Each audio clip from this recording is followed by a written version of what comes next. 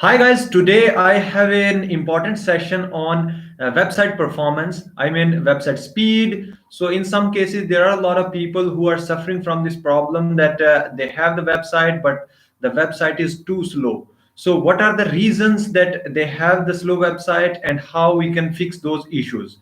So let me tell you step by step that what are those problems which may be in your website, and if you are thinking that you are having such type of troubles, then you can fix step by step, and definitely your website speed would be improved.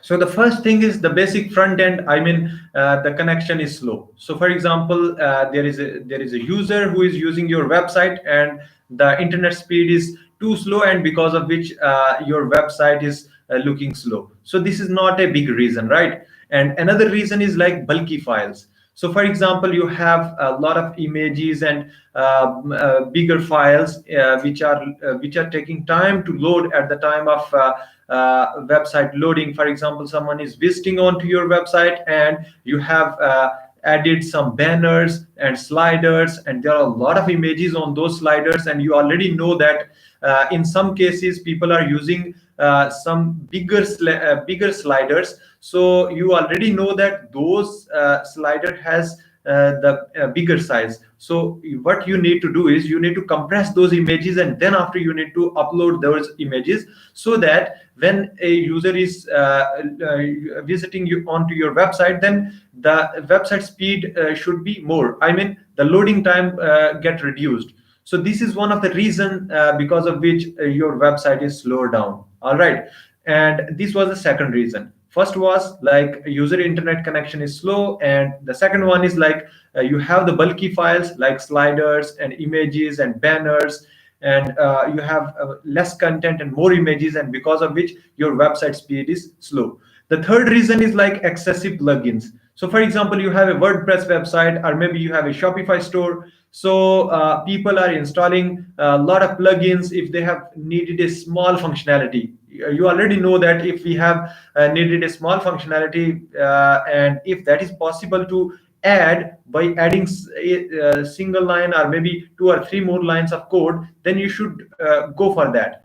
You should not install a plugin for a small feature. All right. So this is an important aspect in which the people are installing a lot of plugins, and because of which the JavaScript is added onto their header and footer of the website, and the web page gets slowed down. So you have to take care of the plugin installation onto your website. So if you are already using the website, you should go through all those plugins and uninstall and deactivate all those plugins which are not useful for now. So the fourth point is inefficient code. So in some cases, the person who is developing your website, so if he or she is not having a good skill in terms of coding, then you already know that in the coding part, basically there are loops and conditions. So if there are more conditions, then the processing speed would be more, and if you have more loops, then definitely the time consumption would be more. I mean, the code execution would be more. The time would be consumed more at the time of code execution. So you have to take care of such type of things on your back end of the code. So make sure that the code optimization must be good enough that the speed should not be affected because of that code. All right. So you have to take care of the developer who is developing your website. So when you are trying to load a specific page, you should ask the questions to your developer that have you optimized your code? Have you reduced the number of loops? Have you reduced number of conditions? So in that way, if you are asking the questions to your developer, then definitely your developer would be convinced by your skills. He or she will get to know that you have some basic understanding of the coding. So at that time, they will be taking care of the code optimization. So this was the fourth point that you have to take care of, which was inefficient code. The fifth point is that too many HTTP requests. So this is basically the problem in WordPress websites. So the problem is like if you have more JavaScript, more CSS, more images, then you already know that if someone is loading your page, then more requests would be sent to your server. So of course, if there are more requests sent to your server, then definitely the response of those requests would be slower, and at the end, your page loading speed would be increased. All right. So take care of all those useless JavaScript code, useless CSS code. You should compress all those. You should minify all those CSS and JS file, so that the loading speed should not be affected because of these requests. All right. So take care of the JavaScript. Actually, the JavaScript is going to be added only when you are installing your additional plugins. So take care of those plugins, because if you are deactivating some plugins, still those JS or maybe CSS files remain on your code. So take care of those lines of code which are not useful for you. So at the time of deactivation, you should think about that the code installed because of a specific plugin has been pending on your website or not. If that is not, then that's good. If that is already there, so you should remove from there. So this would reduce the number of requests from your server. All right. There are a lot of other plugins like Jetpack. So if you are using that free version, then you can optimize all these things but you should not keep that plugin for always, because in some cases it just break the code of the CSS and JavaScript. All right. So you should take care of such plugins, because in terms of optimization, there are a lot of plugins on the WordPress and on other platforms, CMS. So you should just get the awareness of any specific plugin, and then after you should install for the sake of optimization, because you have the target to optimize your website, but instead of optimization, in sometime you get the disadvantage of using those plugins. All right. So take care of the things when you are going to optimize your website. The sixth point is that too many ads. For example, you have a website and there is good traffic on your website, and you are thinking that you can earn more money. So what you're gonna do is you will be trying to add more ads. All right. For example, Google ads, or maybe other ads provider you are using. So at that time you have the greed of earning money, but you know that if you are adding the ads, then of course more requests would be gone to the server. Why? Because the ads are also loading from the server. So if you have more ads, then more requests would be sent to the servers. So at the end, your website speed would be slower down. So this is one of the most important aspect that you have to take care of, because people don't think about the speed, and they only take care of the earning money. All right.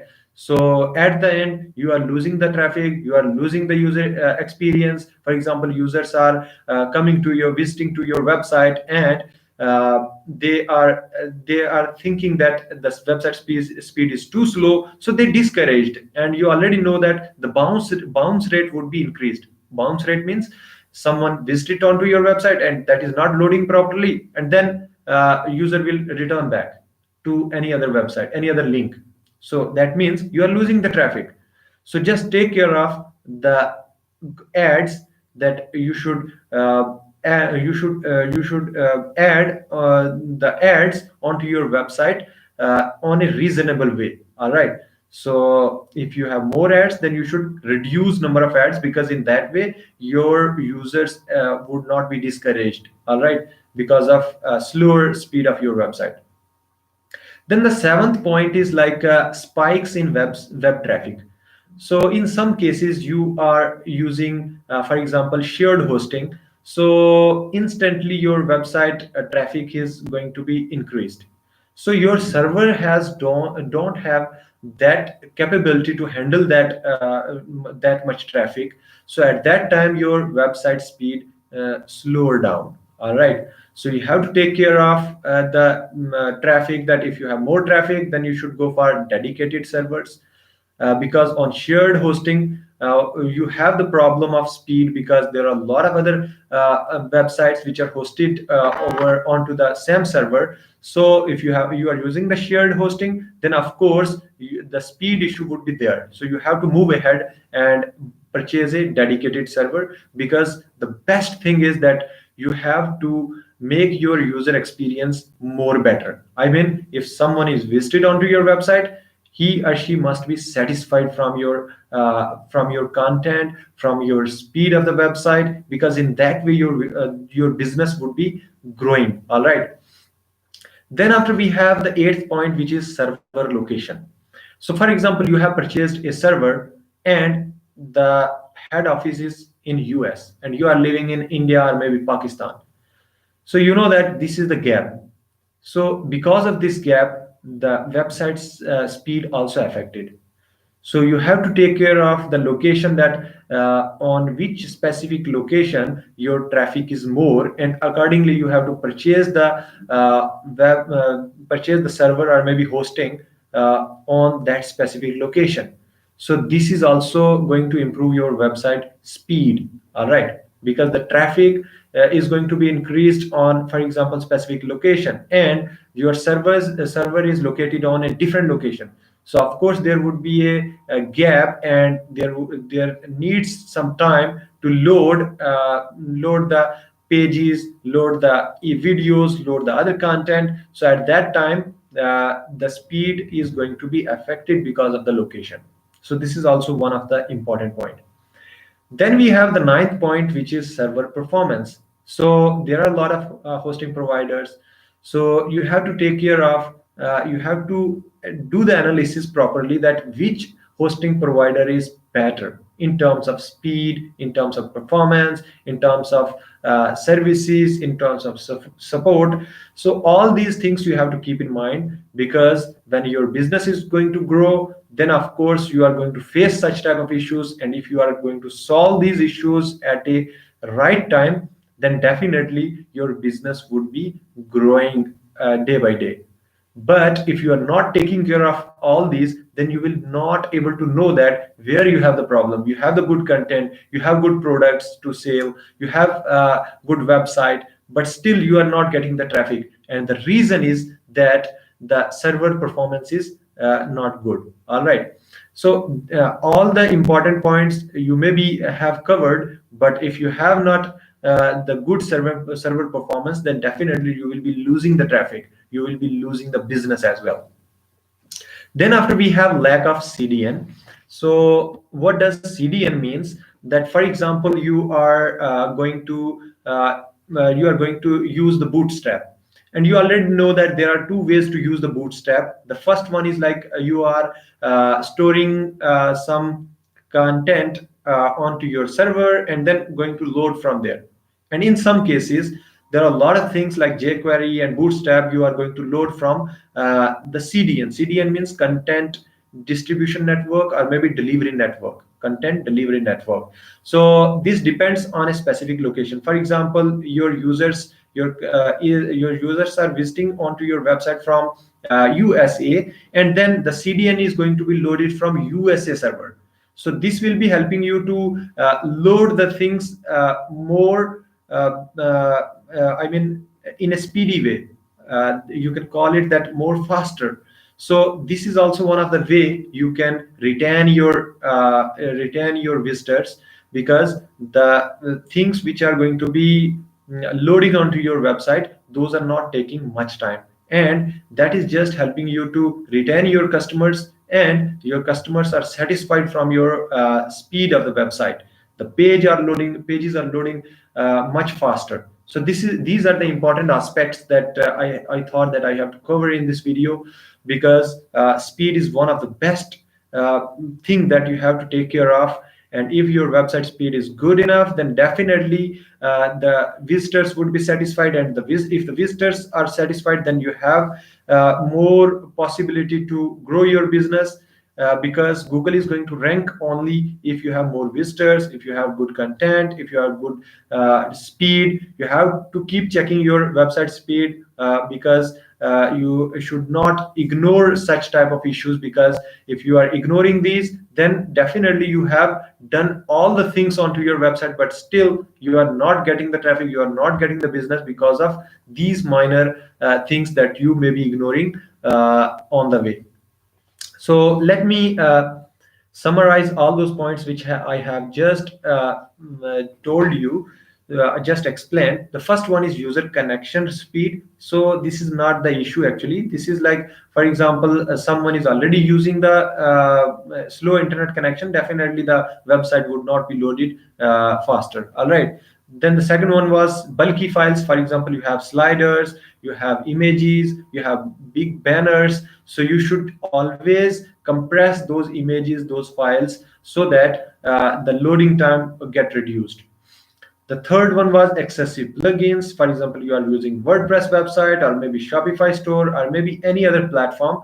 So take care of the plugins which you are going to install onto your website, because you have to install all those plugins which are really important for your website. Otherwise, if there is a minor feature to add into your website, you should add some lines of code by exploring some internet, by getting the help of other developers, because those are useful for you. Why? Because the website speed would not be affected. The fourth one was inefficient code.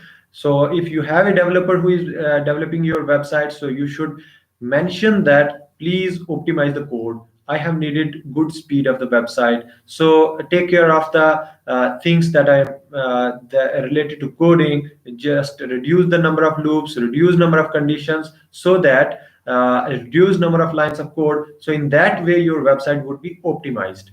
And then after, the fifth one was too many HTTP requests. So I already told you that if you have useless JavaScript, CSS, or images, so you should delete all those. Otherwise, those are sending requests to the servers, and the server remain busy and could not able to handle too many requests, and because of which your website speed is going to be slower down. Then the sixth point was too many ads. If you are using too many ads onto your website, then definitely the number of requests would be increased. And if number of requests would be increased, then your web page is loading slowly. So take care of the ads which you are adding onto your website. Then the seventh point was spikes in web traffic. So I already mentioned you that if you are using shared hosting, then if your website traffic is going to be increased instantly, then definitely your server must have the capability to handle such type of traffic. All right. Otherwise, your website speed go down. Next was server location. If your website is located on any other server, and the traffic which is visiting onto your website is located in any other region, so there is a distance because of which the website speed is also affected. So take care of the traffic location and the server location where your website is hosted. The eighth point was server location, and the ninth point is server performance. So whenever you are choosing the hosting provider, please take care of do the analysis, read the reviews, and get the guidance of those people who are already expert in such type of fields, because they will be helping you out with choosing a good hosting provider. All right, which is giving you a lot of facilities with a with a small cost. All right, so you should do the analysis, and then after you should host the website. Then after, the 10th point was lack of CDN. So I already mentioned you that if you are using some Bootstrap or maybe jQuery or maybe any other libraries, so if you are using CDN, then that is helping you to improve your website speed. Why? Because CDN is going to be loaded from a specific location. For example, your website is going to be visited on in US. The user is located in US, and he or she just tried to visit onto your website, then the Bootstrap library and maybe jQuery library would be loaded from the nearest server. So of course, CDNs, content delivery network servers, are already existed on a lot of locations. So because of which the nearest location, from the nearest location, the CDN is going to load the library. So these are the important aspects that I have to cover in this video. So in tomorrow's video, I will again come up with a good content for you. So if you will have any question or you have any problem with understanding these points, so you should ask me the questions. And if you have any technical problem, then keep asking the question in the comment section, because I already try my best to solve the problem, and I have just committed to myself that on daily basis I will be taking the live sessions, and whatever knowledge I am gaining, I will be sharing with you, so that you get the benefit out of whatever I learned so far and whatever I am going to learn on daily basis. So thank you so much for watching this live stream, and hope you will enjoy these live streaming sessions on daily basis. So if you have any question, please do the comment in the comment section. So in that way, I get to know that you are getting the benefit out of these sessions. So once again, thank you so much. See you in the tomorrow's video.